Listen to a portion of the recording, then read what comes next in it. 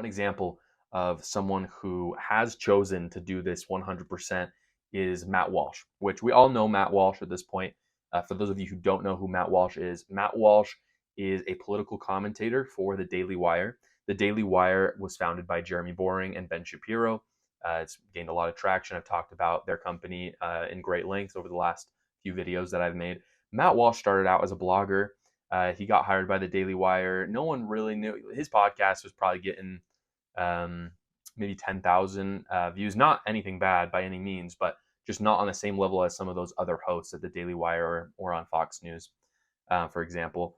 But Matt Walsh essentially came out with his What is a Woman documentary and started, even before the documentary came out, he started leveling this question at people on Dr. Phil, as well as other places that he went. And he rose to the top very quickly. Um, it became apparent really quick that people were really interested in what he had to say and this question, what is a woman? And so what happened this last weekend was when we came into Pride Month, the Daily Wire essentially decided, just like they did last year, they wanted to essentially conservatize the beginning of Pride Month. Um, and so on Thursday and Friday, the Daily Wire made a deal. Well, they made a deal a long time ago, but it came to fruition on Thursday and Friday. They essentially approached Elon Musk and they asked him, hey, would we be able to show What is a Woman for free on Twitter? For those of you who didn't know, one of the biggest selling points for the Daily Wire and how they've grown so quickly recently is that they've been making documentaries. What is a Woman is one of them, and it's behind a paywall. So a lot of what the Daily Wire does is not behind a paywall. All of their podcasts are totally public. I think most of their news stories are, you don't need to pay any money to see them, but their documentaries and their movies are behind a paywall.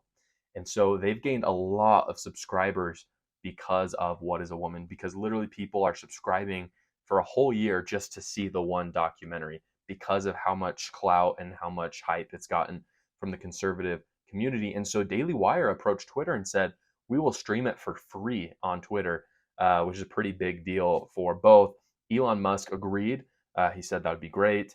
But this is where we get into some trouble and where Thursday and Friday got a little messy. So Elon Musk, I believe, he was in either Shanghai or Bangkok, or Beijing potentially. He was in an Asian city. He was very busy. Did not he was not on Twitter as much as he usually is. If you go on Twitter, Elon Musk is on Twitter like every 2 hours. He's tweeting out.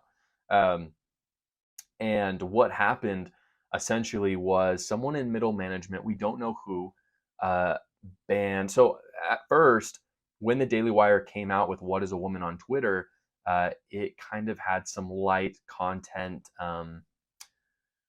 not fully shadow banned, but it wasn't being suggested to a lot of people. And it even had, I believe, a little bit of a viewer discretion on it. And so it wasn't getting a lot of momentum. And then after just a little while, there was a full ban.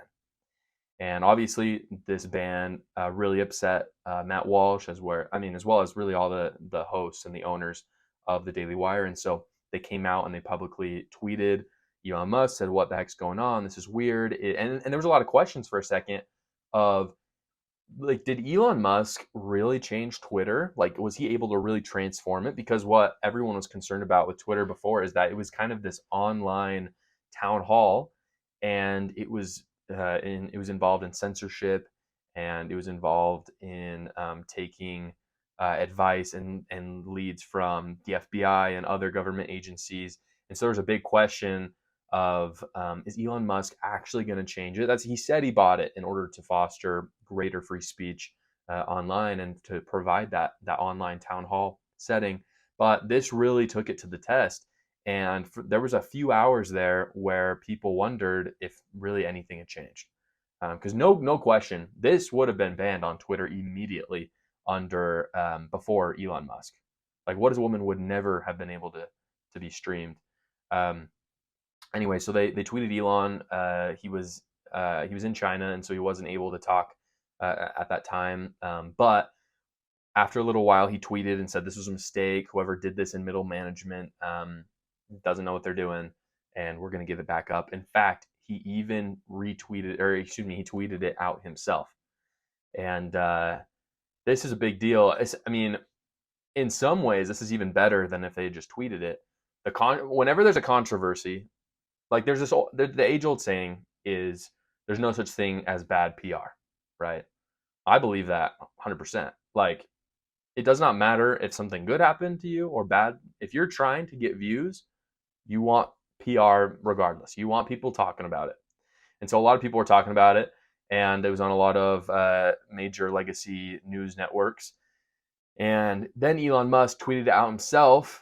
And this video, What is a Woman, has been at the top of the charts for over a year now, which is crazy considering, I mean, for any film to be at the top for that long is crazy. For a documentary to do it is even crazier. But listen to these numbers.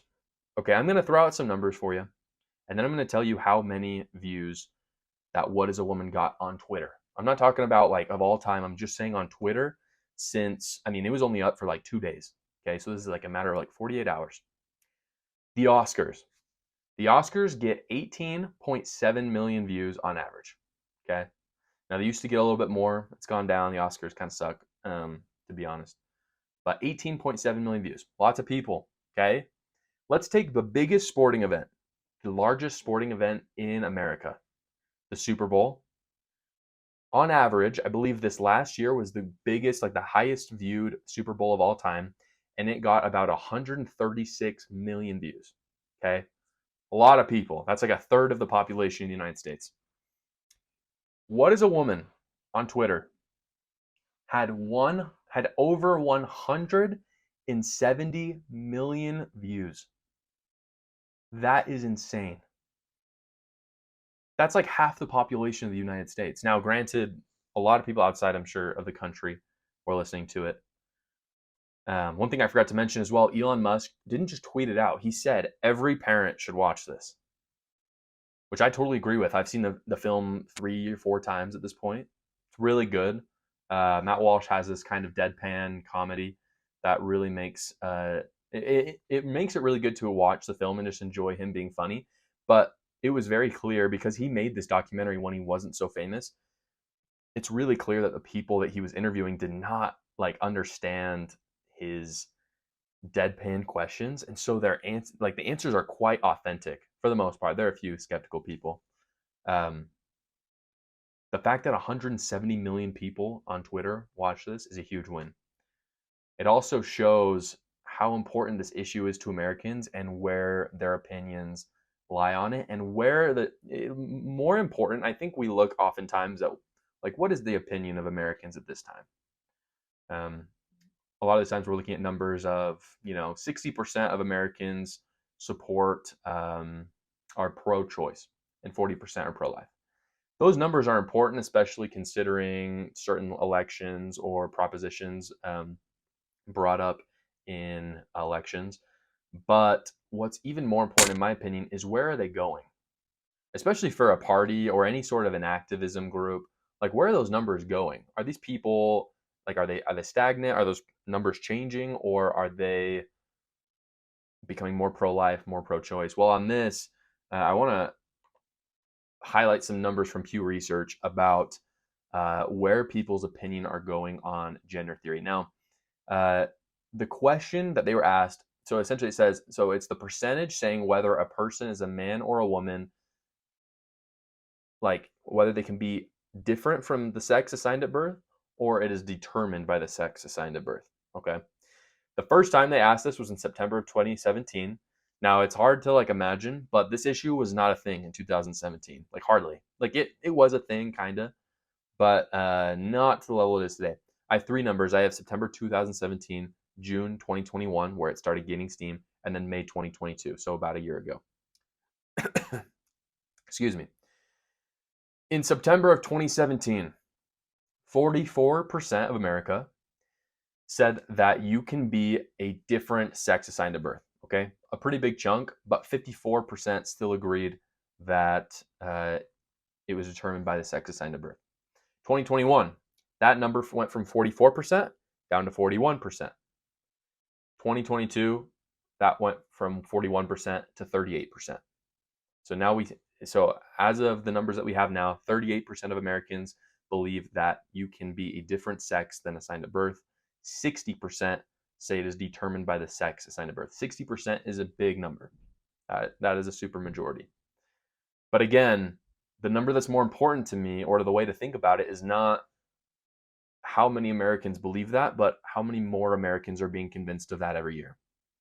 And according to this, over the last 6 years, at least 6% of Americans have determined that you cannot be a different sex than was assigned at birth.